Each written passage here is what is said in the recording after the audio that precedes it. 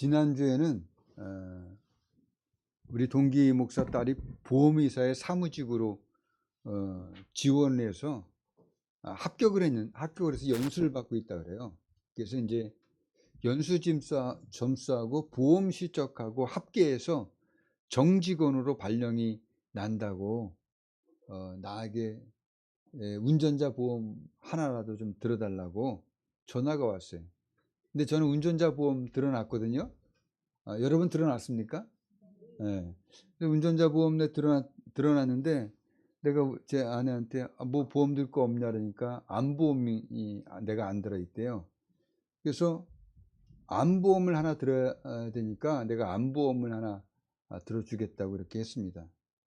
그래서 목요일에 그 딸이 근무하고 있는 그 보험사에 가서 설명을 듣고 이제 계약을 체결했어요.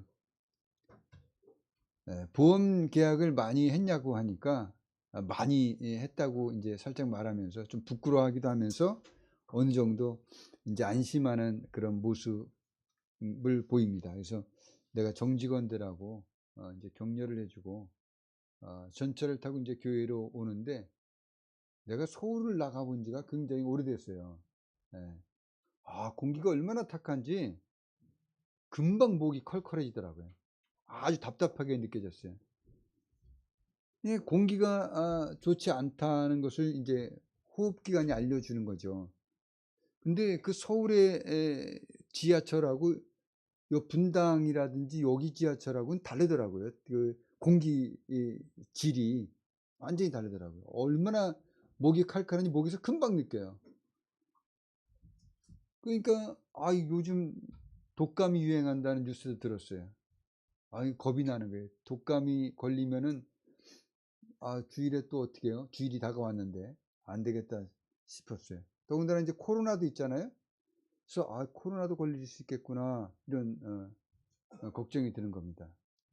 그래서 마스크를 사려고 전철 안에 편의점이 있는가 이렇게 이제 찾아봤어요. 근데 하나가 있더라고요. 갔더니 문이 닫혔어요. 안에 불은 켜져 있고.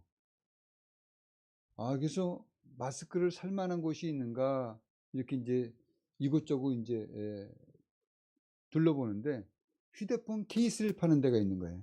그래서 혹시나 마스크를 파는가 해갖고 마스크 팝니까? 그러니까 마스크는 안 판대요. 이제 마스크도 들여놔야 되나? 이렇게 말하는 거예요.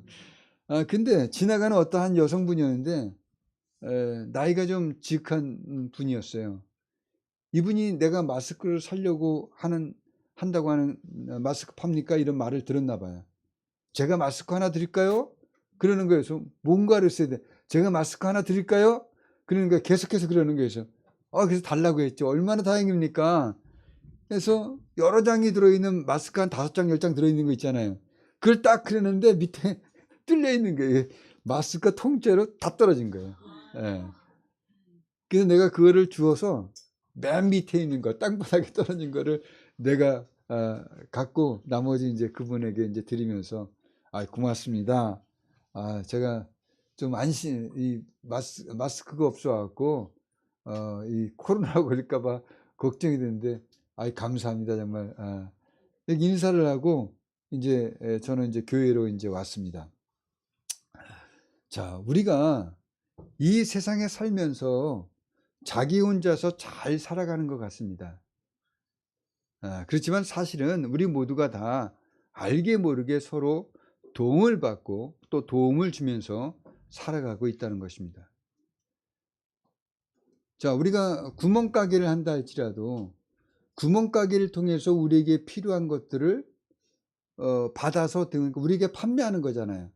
물론 그분도 이익이 있어야지, 그죠? 먹고 살아야 되니까. 그게 당연한 거예요. 근데 그것도 사실 뭡니까? 우리가 도움을 받고 있는 거예요. 우리가 직접 공장에 사는 게 아니잖아요, 그죠?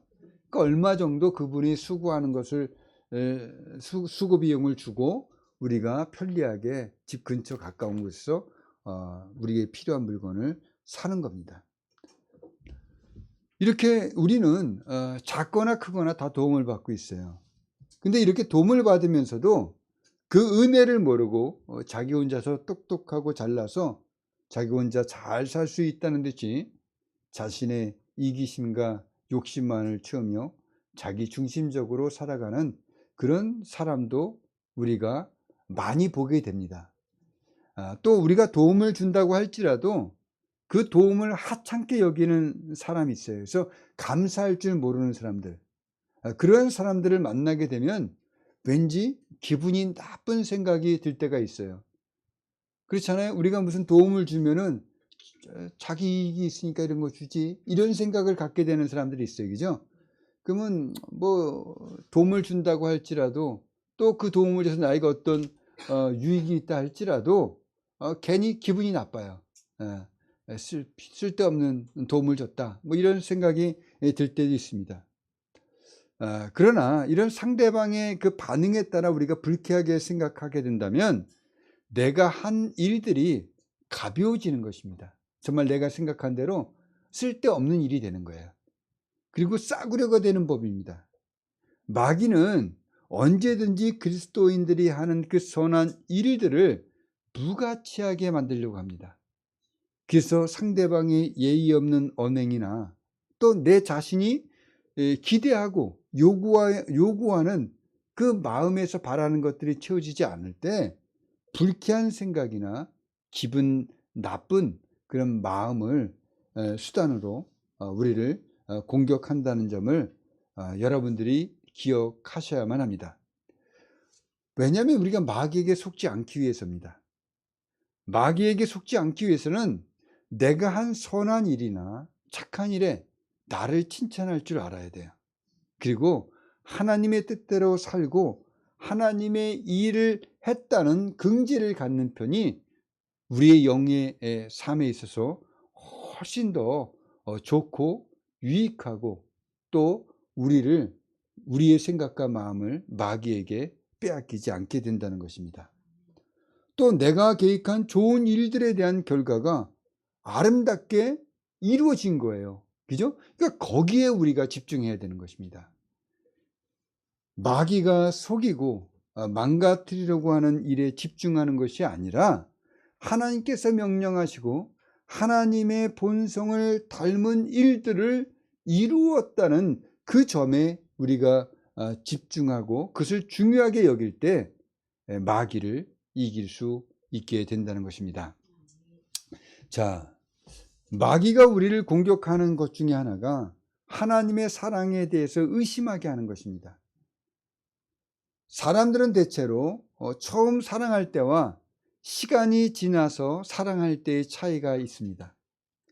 처음에는 상대방의 마음에 들기 위해서 상대방을 기준으로 모든 것을 맞춰줘요.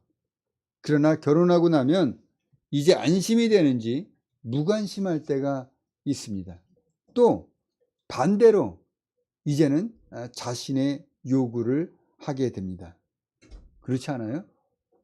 안 그렇습니까? 그렇습니까? 사람이 하나님을 사랑하는 것도 그렇다는 거예요. 처음에는 하나님의 은혜를 알고 기뻐하며 감사하며 하나님을 향한 사랑이 정말 불같이 일어나며 탑니다. 그러나 시간이 지나면 정작 하나님에게서 자신에게로 그 중심이 옮겨지게 됩니다. 하나님이 자신에게 좋은 일을 해준다거나 기도를 들어주면 어떻습니까? 잠시 동안 불꽃같이 식었던 사랑이 일어나다가 또다시 사그러집니다. 그래서 사람은 처음 사랑을 잊어버리게 됩니다. 그런데 하나님의 사랑은 그렇지 않다는 거예요. 하나님이 우리를 향한 사랑은 처음과 다름이 없다는 겁니다. 우리를 사랑하셨던 그대로 하나님은 우리를 사랑하시고 우리의 영화를 이루시기 위해서 끝까지 사랑하신다는 것입니다. 만약 하나님의 사랑이 사람들처럼 뜨거웠다가 식어진다든지 빠이빠이 하게 되는 사랑이라면 우리의 죄사함과 구원은 불확실한 상태에 놓이게 된다는 거죠. 다행인 것은 하나님의 사랑은 변치 않는 여전한 사랑인 거예요. 그래서 우리의 구원도 항상 일관되게 지속되어지고 있고 또 보존되어진다는 것입니다. 자, 우리가 먼저 알아야 할 것은 우리가 하나님을 위해서 무엇을 해드렸기 때문에, 또 하나님을 기쁘게 해드렸기 때문에, 아니면 내가 정말 하나님이 원하시는 그런 선한 일을 하는 사람이었기 때문에, 또 앞으로 그런 일들을 할 수 있는 사람이기 때문에, 또는 어떤 공로를 세웠기 때문에 하나님께서 야, 참 너 기특하다, 이렇게 우리의 한 일들을 보고 하나님께서 우리를 사랑하셔서 우리를 구원해 주신 것이 아니라는 겁니다. 예수님께서는 성경에 보면 경건하지 않은 자를 위해서 기약대로 죽으셨다고 말씀하고 있습니다. 로마서 5장 8절 10절은 하나님의 사랑을 이렇게 말씀하고 있어요. 우리가 아직 죄인 되었을 때 그리스도께서 우리를 위하여 죽으심으로 하나님께서 우리에 대한 자기의 사랑을 확증하셨느니라.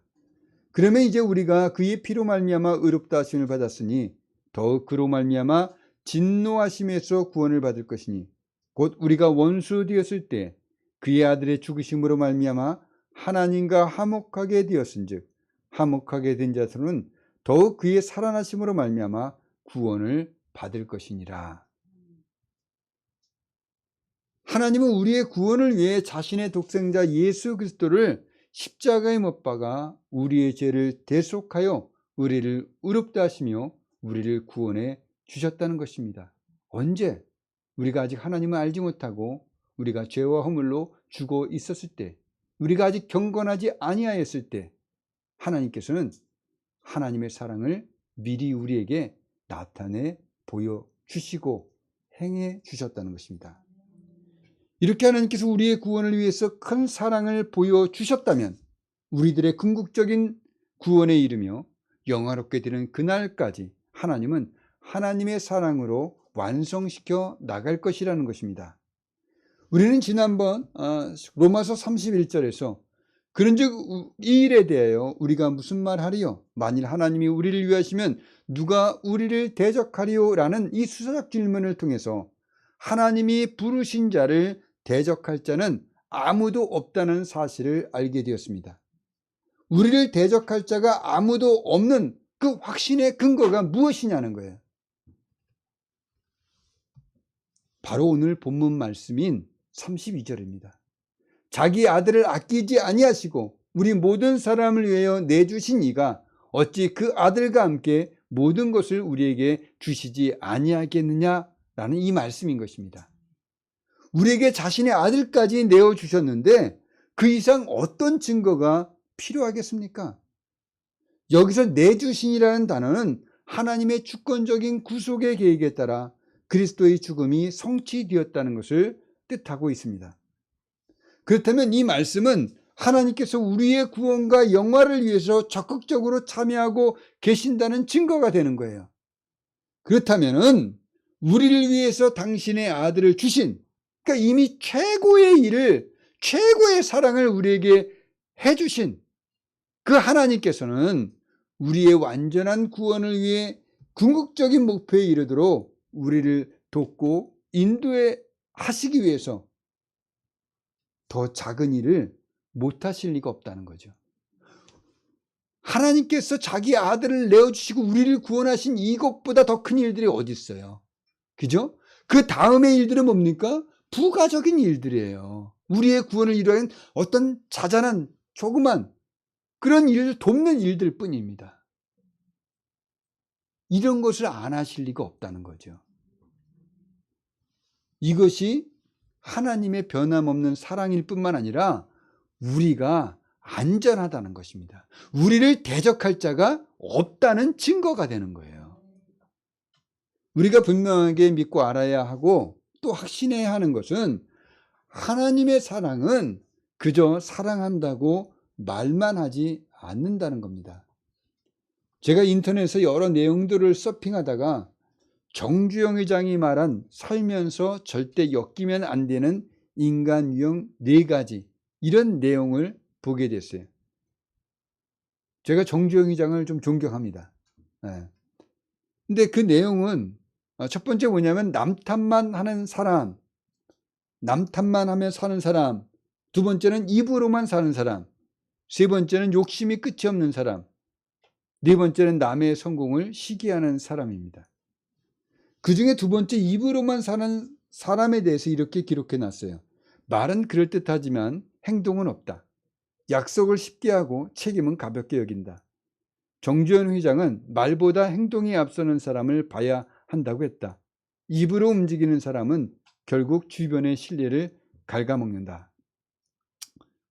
우리는 말만 그럴듯하게 하고 행동이 없는 사람, 책임을 지지 않으려고 하는 사람들을 만나게 됩니다.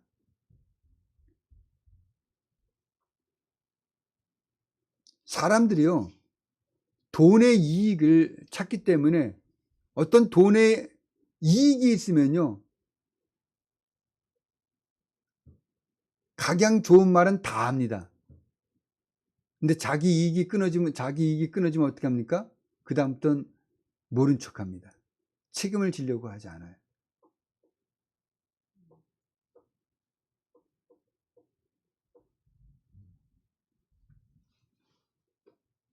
우리도 여기 인테리어를 했지만은 그 설비 문제가 있었어요.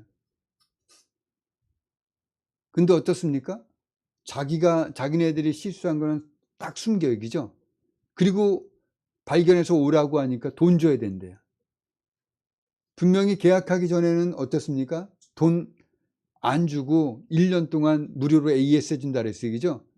그런 것이 바로 이 사람이라는 겁니다. 그러니까 사람은 자기 이익을 위해서 행동하는 사람들이 많아요. 그 이익이 끊어졌을 때는 다시 쳐다보려고 하지 않습니다.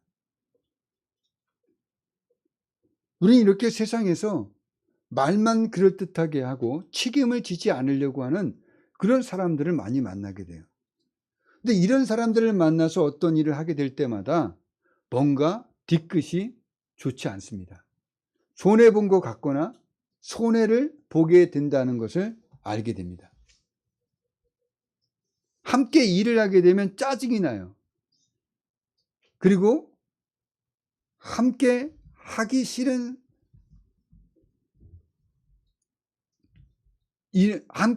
사람들은 이 말을 어떻게 해요? 번지르르 하게 합니다. 말을 잘하는 사람들은 사람들이 꼬여요. 근데 사기꾼이 그렇게 말을 잘해요. 남을 속이는 사람들이 이렇게 말을 잘합니다. 여러분들도 학교에서 팀으로 어떤 주제를 가지고 연구 발표했을 때 이 말만 하는 사람, 말만 많이 하고 그 과제를 하지 않는 사람이 있어요. 그죠? 그런 사람과 함께 한 적이 있을 것입니다. 있어요, 없어요? 있죠? 근데 이런 사람이 있으면 어떻게 합니까? 짜증이 나요. 그 안에 서로 돕는 사람들끼리 있는데 그 연합된 모임들을 어떻게 해요? 파기시켜버립니다. 쟤 때문에 하기 싫어. 제가 우리 팀에 들어와 있는지 몰라. 별말이 많이 있습니다. 그죠?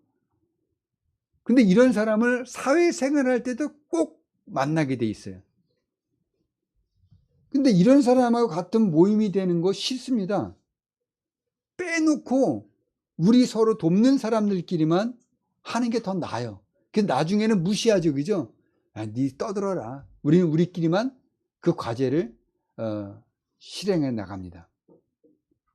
이렇게 말만 하고 책임지지 않는 사람은 신뢰할 수 없는 사람입니다. 우리는 말만 번지르르하게 하고 실천이 없는, 실행이 없는 그런 사람들을 어떻게 합니까? 이제 더 이상 상대하려고 하지 않아요. 왜? 저 사람하고 하면 손해보니까. 그래서 그런 사람들의 말은 아예 믿으려고 하지도 않고 제쳐놓습니다. 근데 우리가 하나님께 이렇다는 겁니다. 사실 우리 자신도 하나님께는 자신의 요구에 대해서는 어떻습니까? 충실하지 않아요. 하나님께 자신의 요구를 충실하게 구하죠. 그죠? 자신의 필요에 서 하나님께 아주 요구합니다. 그리고 주실 것을 기대해요. 근데 하나님께는 어떻게 합니까? 하나님의 기대에 어긋나게 하는 행동을 한다는 거죠. 하나님이 자신의 요구를 반드시 이루어 주셔야 한다고 생각하지만 자신이 하나님의 요구에 대해서 응답해야 한다는 것은 등한시한다는 겁니다.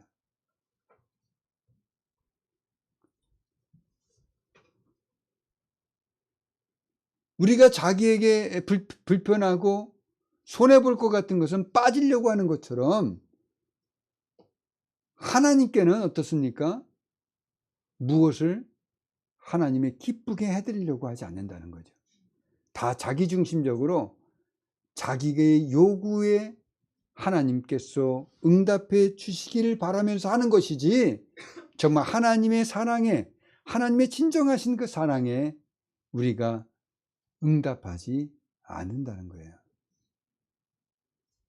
근데 분명한 진리는 하나님은 우리를 향해서 사랑한다고 말씀만 하시지 않고 또 행동이 없으신 그런 분이 아니라는 것입니다.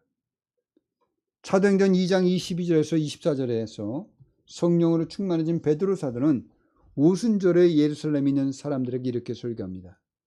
이스라엘 사람들아, 이 말을 들으라. 너희도 아는 바와 같이 하나님께서 나사렛 예수로 큰 권능과 기사와 표적을 너희 가운데서 베푸사 너희 앞에서 그를 증언하였느니라. 그가 하나님께서 정하신 뜻과 미리 아신 대로 내준 바 되었거늘 너희가 법 없는 자들의 손을 빌려 못 박아 죽였으나 하나님께서 그를 사망의 고통에서 풀어 살리셨으니 이는 그가 사망에 매어 있을 수 없었음이라. 비록 예수 그리스도께서 십자가에 달려 죽으신 것은 이스라엘 사람들이 한 거예요. 그렇죠? 이스라엘 사람들이 예수를 십자가에 못 박아 죽이라고 이렇게 외치고 또 그 일들을 꾸미고 그 일들을 직접 행했잖아요. 그죠? 근데 이 대속의 죽음은 하나님께서 어떻게 했다는 거예요? 정하신 뜻과 미리 아신 대로 실제로 이행되어졌다는 것이에요. 하나님은 말만 하시는 하나님이 아니라는 거예요. 말만 하시고 사람들에게 그냥 살도록 내버려 두시는 분이 아니라는 거예요. 우리가 연약할 때 기약대로 어떻게 했어요? 그리스도께서 경건하지 않은 자를 위해서 죽으셨어요. 우리가 아직 죄인 되었을 때 그리스도께서 우리를 위해 죽으심으로 하나님께서 우리에 대한 자기의 사랑을 확증하셨습니다. 곧 우리가 원수 되었을 때 그 아들의 죽으심으로 말미암아 하나님과 화목하게 되었은즉 화목하게 된 자로서는 더욱 그의 살아나심으로 말미암아 구원을 받을 것이니라. 이미 우리는 하나님께서 예수 그리스도를 통해서 하신 일로 인해서 우리는 구원을 받은 자라는 것입니다. 앞에서 저는 오늘 본문의 내주신이라는 단어는 하나님의 주권적인 구속의 계획에 따라 그리스도의 죽음이 성취되었다는 것을 말한다고 여러분들에게 말씀을 드렸습니다. 그리스도의 대속의 죽음은 우리의 구원을 위한 거예요. 궁극적으로 우리의 영과 몸의 완전함을 위한 것입니다.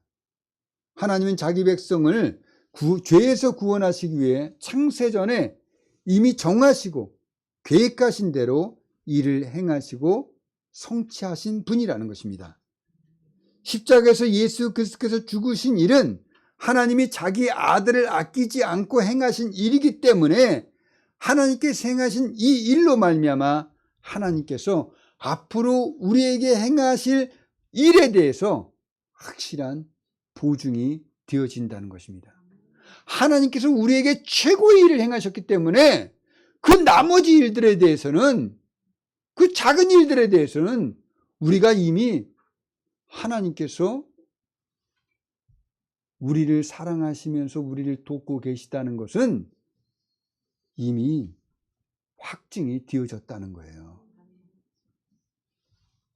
생각해 보십시오. 예수님은 우리와 같은 피조물이 아니에요. 예수님은 창조주십니다. 우리처럼 양자로 받아들여진 분이 아니에요. 예수님은 하나님 아버지의 친아들이세요. 독생하신 분이십니다. 하나님 아버지의 친아들로서 영원전부터 하나님의 사랑하는 아들이었어요. 요한복음 1장 1절에서는 태초에 말씀이 계시니라 이 말씀이 하나님과 함께 계셨으니 이 말씀은 곧 하나님이시니라 이렇게 말씀하고 있습니다. 그러니까 예수 그리스도는 영원전부터 하나님이셨어요. 예수님께서는 나와 아버지는 하나라고 분명히 말씀하셨습니다. 히브리서 1장 3절은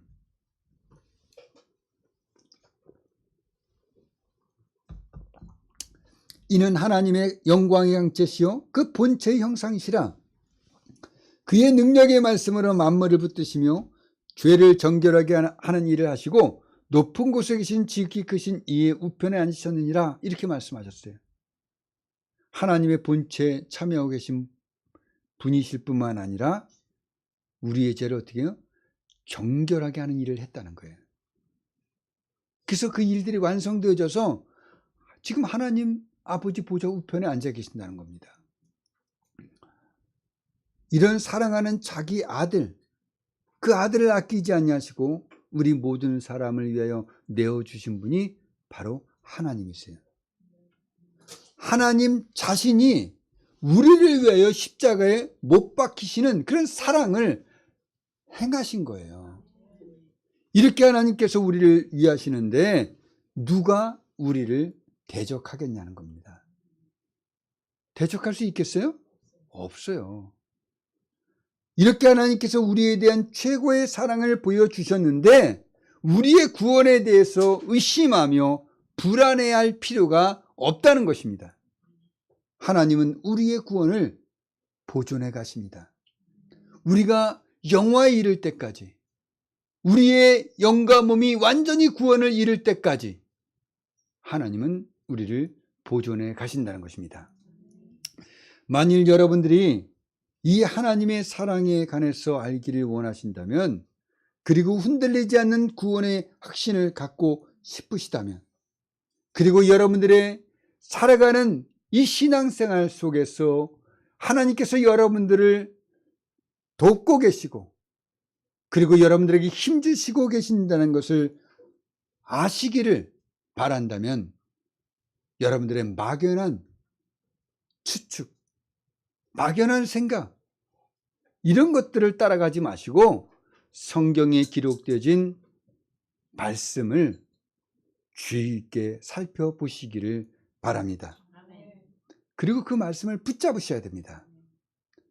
하나님의 말씀을 붙잡게 될 때 여러분들은 하나님의 사랑을 더 깊이 알게 되고 구원의 확신에 찬 신앙생활, 그리고 날마다 승리하며 이겨갈 수 있는 그런 신앙생활, 그리스도 예수 안에 있는 것이 얼마나 복된 것인가를 깨닫는 그런 구원의 은혜에 감격할 수 있는 그 신앙생활을 할 수 있다는 거예요. 여러분 자신의 구원이 성취된 것에 대해서 확실함을 정말 알고 싶으시다면 여러분들이 이 세상에 마음을 두지 마시고 또 그것이 채워지지 않는 것 때문에 불평하지 마시기 바랍니다. 자기 아들을 우리에게 아낌없이 내어주시기까지 하신 그 하나님께서 우리의 생활의 염려를 책임져 주시지 않겠냐는 거예요. 그러니 여러분들은 하나님의 그 사랑의 마음을, 하나님께서 우리에게 무엇을 해주시기를 원하시고 계시고 무엇을 해주셨는가를 아는 그 하나님의 마음, 하나님의 영원한 뜻, 그것을 여러분들이 살펴보실 줄 알아야 하는 겁니다. 그럴 때 우리가 이 구원에 대한 확신을 가질 뿐만 아니라 정말 하나님이 나의 모든 일용할 양식까지도 책임져 주시고 계시다는 것을 우리는 깊이 배울 수가 있게 됩니다. 그러니 여러분, 이제 우리의 생각, 우리의 지식을 따라가지 마십시오.